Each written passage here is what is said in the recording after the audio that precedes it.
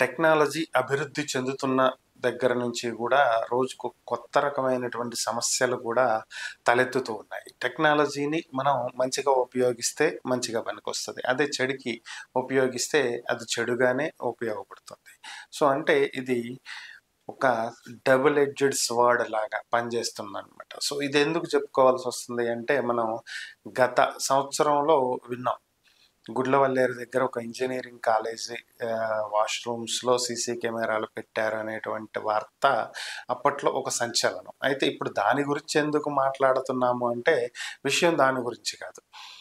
తెలంగాణలోని కరీంనగర్ జిల్లాలో ఒక ప్రభుత్వ పాఠశాల వాష్‌రూమ్‌లో సీసీ కెమెరాలు దొరికినాయంట. సో, ఆహ్, విద్యార్థినులు వాష్‌రూమ్‌కి వెళ్ళినటువంటి సమయంలో అక్కడ అనుమానాస్పదంగా ఒక లైట్ బ్లింక్ అవుతూ ఉండటాన్ని వాళ్ళు గమనించటం.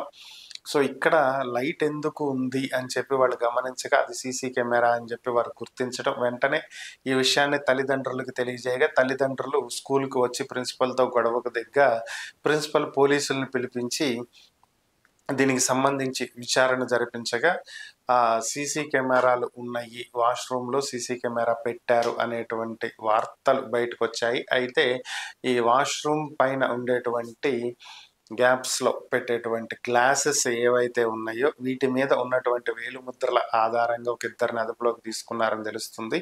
ఓవరాల్‌గా ఎక్కడ కూడా భద్రత లేకుండా పోతున్నటువంటి పరిస్థితి. ప్రభుత్వ పాఠశాలల్లో కూడా ఇలాంటి దారుణమైనటువంటి పరిస్థితులు విద్యార్థులు ఎదుర్కోవాల్సి రావటం అనేది నిజంగా దురదృష్టకరం.